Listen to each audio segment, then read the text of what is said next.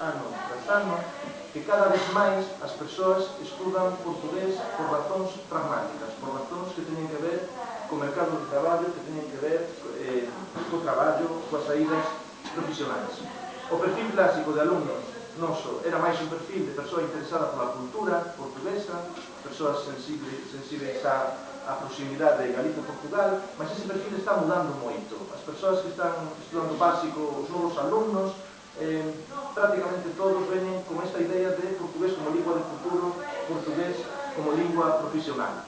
O interesante do estudo portugués é que as persoas que chegan motivadas por razóns pragmáticas acaban tamén emocionándose co portugués e as persoas que chegan por razóns culturais tamén acaban por ver as vantaxes prácticas e enriquecendo o seu currículum co estudo desta lingua.